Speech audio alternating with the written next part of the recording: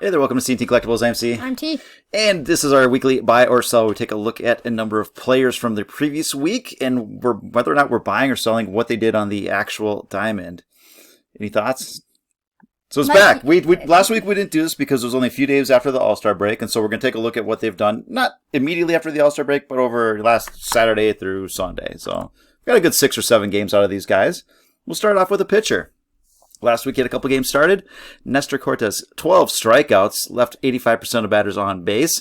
BABIP a little bit on the high side, and that's why you can see that his xFIP is a little bit higher than his ERA, but his ERA is what counts, and that was only 1.5. And for the season, he's been terrific. He's got 9 wins, striking out 9.5 per game, walking 2 per game, and he's got that nice 20% strikeout to walk ratio, which is what you're looking for. That's kind of the bottom of your elite level tier, which he's been this year. So we're just gonna skip that. Here we go, right back at it. How's that? See, I'm getting the hang of this right here. So if it goes backwards or forwards, I can bring it back really quickly here. So for the year, BABIP, again, roughly in line with what you'd see from good pitchers. Some really good pitchers can have a little bit lower, so you're not getting too unlucky or lucky. 2.5 ERA, 3.71 xFIP, so we could see some regression towards the high side. All right, our question here with Mr. Cortes. There we go. Is he a top 12 pitcher according to Sierra? All right. Do you know what Sierra is? It's like a mountain range. Type of car brand. Yeah, I think that's Sienna. Is that Sierra? I don't know. I think it's Sierra. So if you look at FIP and xFIP, they take into account they get rid of balls that are out of play, and then they just count balls in play. Sierra takes it a step further, and they look at the type of balls in play, whether they are hard hit, line drives, pop flies, whatever. So it's refining FIP and xFIP just a little bit more. And what we're looking for right now, he's sitting in the 18th spot overall. Okay. And can he become a top 12 pitcher according to Sierra? Because we don't like ERA. That's out of the pitcher's control just a little bit here. Sierra kind of factors in what the pitcher can control. Can he move into that top 12? And the reason I picked top 12, I was going to say top 10, but if you look at number 11 and number 12 throughout the season, according to Sierra, we're looking at Verlander and Frankie Montas in those spots. Those are 2 really good pitchers. It's like, let's cut it off at 12 and see if he can leapfrog Montas and Verlander. And then you get into the top 10 where you're talking about like Max Fried, Dylan Cease, Carlos Rodon, Kevin Gausman, Aaron Nola, Corbin Burns, McClanahan, Cole. It's like you're not getting there. Can he start jumping over guys like Bieber, Alcantara, Musgrove? I mean, that's Yu Darvish.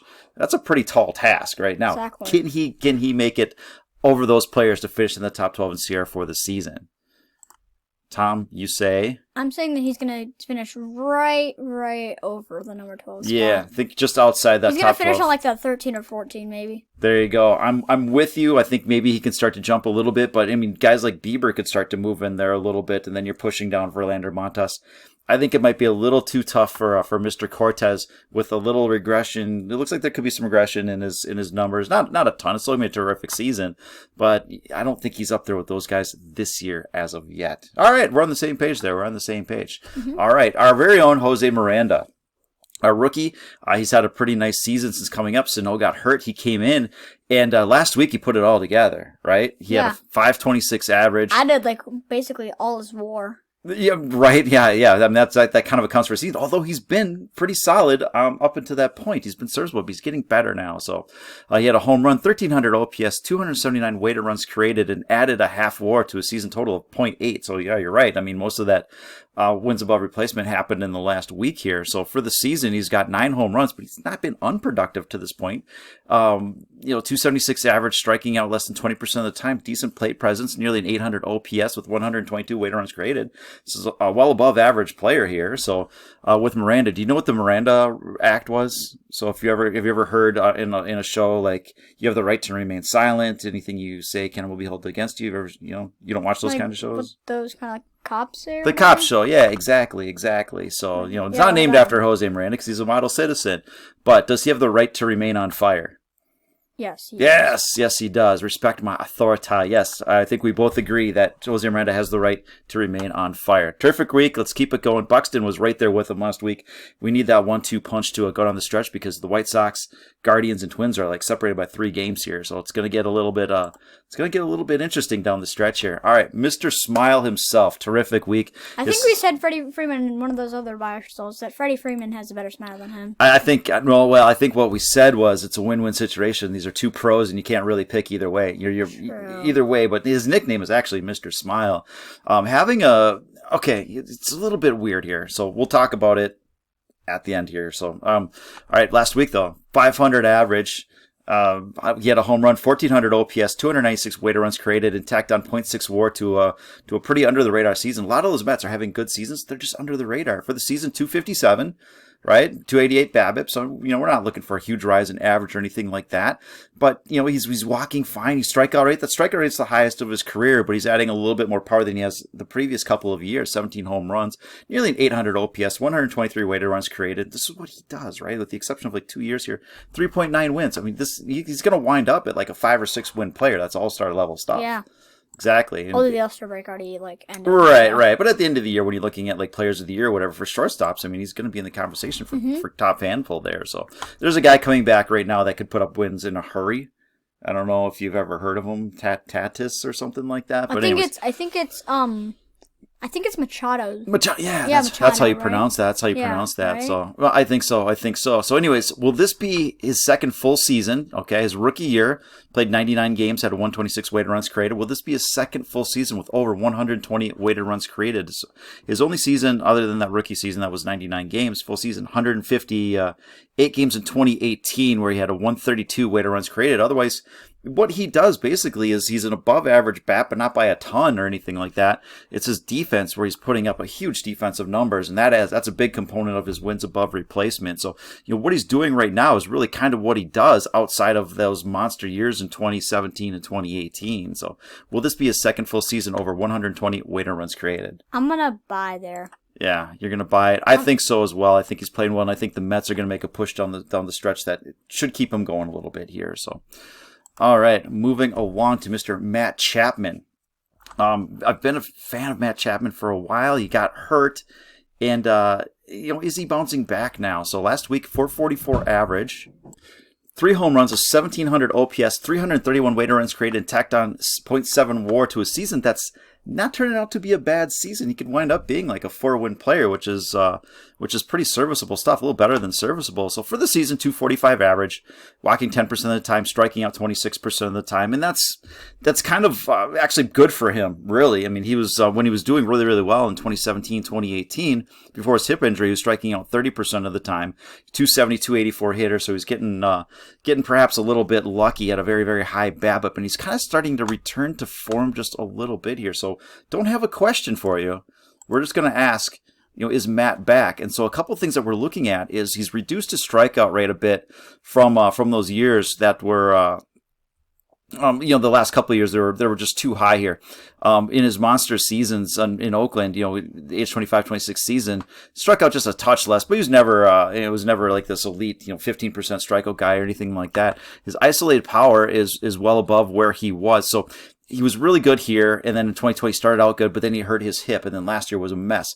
Maybe now he's healed is what I'm seeing here. So that weighted runs created creeping back up to borderline, not elite, but really, really good. And his offensive WAR also, this is cumulative. He could finish upwards of 15 or 20 where he was in his exactly. In the defense, he may be slowing down just a little bit here, but it looks like Matt Chapman is figuring things. I'm not even say figuring things out. He had things figured out, but I think he's getting healthy now finally after that hip surgery. And he's coming back now. And we looked at him in our chart show last week, and you can buy his 2017 update card for $12 in a PSA 10. It's like, right? Wow. Toronto makes some hay in the playoffs. I mean, it doesn't take much for that thing to be $25. That's a double, right? Exactly. And it's kind of like something like in the offense and defense. If he's not like for example, let's say that he got a 31.4 offense that 1 year. That's monster. I know, and 8.7 defense. Mm-hmm. He didn't do as well on defense. So it's like that, every year. It's either if you're good on offense, you're right. I don't know why, but he's just not as well on defense.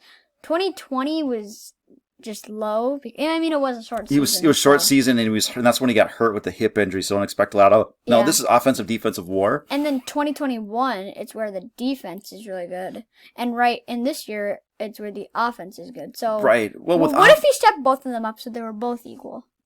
That'd be an amazing player. That's very tough. There's not many people can do that. So remember, this is war, so it's cumulative. 0 is kind of your replacement level player. So I mean, these are pretty impressive numbers, and that's a pretty good number as well. And so it's as good as he's had in the last couple of years. So Matt Chapman is making his way back a little bit now. As far as long-term relevance, came up a little bit late, had monster seasons. But 2020 hurt him. We'll see how history treats that. Last year, really, 151 games, not a bad season. He's going to be there again for the most part. So last couple of seasons, last year he did with defense. This year he's doing it with offense. So, just thought it was interesting that he had a really nice week. And looks like he may be coming back. This was a terrific player. Aaron Judge. We've seen him before. Yeah. Absolutely. Last week, 417 average, 6 home runs, 1,600 OPS, 353 weighted runs created, added a WAR to his already incredible season. For the season, he's hitting 300. For someone hitting as many home runs as he is, to have a 300 average. We saw it last year with Vlad. We're seeing it on crack this year with Aaron Judge. It's amazing stuff here. So 42 home runs. Can he finish with 60, right?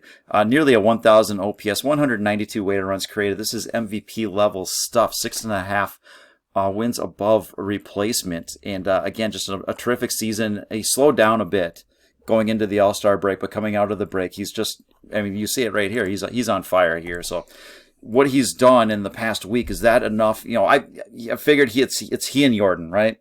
Yeah, exactly. Jordan's still leading him in OPS, leading him in weighted runs created. Jordan doesn't play the field as much. Aaron Judge is a really, really good defender. He's got a cannon for an arm. He's playing center field, which is not a familiar position for him. So, and he's on the Yankees, right? And so the Yankees are a great team. Exactly. But here's the bottom line: is if Aaron Judge hits 60 home runs or approaches it, that's going to break any sort of whatever tie you think is out there. So does this put him back on top in the MVP race, that monster year, and approaching 60 home runs? Yeah, I'm buying it. Yeah, you're buying it. I think I am on board with that one as well. So not a lot of dissension this week here, but these were, maybe I need to come up with better questions. I don't know. What I'm also buying is that he's most probably going to beat his home run record, which is currently 52 home runs in a season. Right. Like his rookie season. Peter Alonso beat that by 1, right? Yeah, so Aaron Judge. So I'm also buying that he's going to get to 60 home runs this season. Right. So what let's if see. he beat Aaron Barry Judge record? That's not happening anymore. That's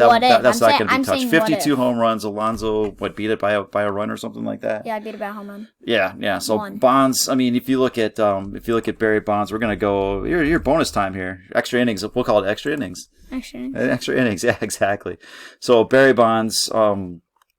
His record home runs, 73 home runs. It's like, that's video game stuff. He turned, it was that 2001 season, he turned baseball into a video game. If you look at his walk rate, 26% walk rate, 32% walk rate. Walk rate's 37% walk rate, like 4-year stretch where it's just like, you can't even throw to the guy anymore. So I don't think we're ever going to see that again. There's reasons for that, but it is what it is. When I was playing MLB The Show, and I couldn't even beat that record. Nope, not at all. So it's past video It's past video game. Barry Bonds was past video game. So, all right, that's what we got. Thanks for watching. Isn't it because he took drugs? Yes. Okay. So, but he didn't need to, because look at his numbers before drugs. He was he was still hitting. He was still 160, 150, 100, 200 level weighted runs created. He was already the best player in the game. Now he wanted to be the best all time. So that's what he went for. So sad, he didn't need it, but he did it. So that's what we got. Have a good rest of the day. We'll talk to you later. Bye. Bye.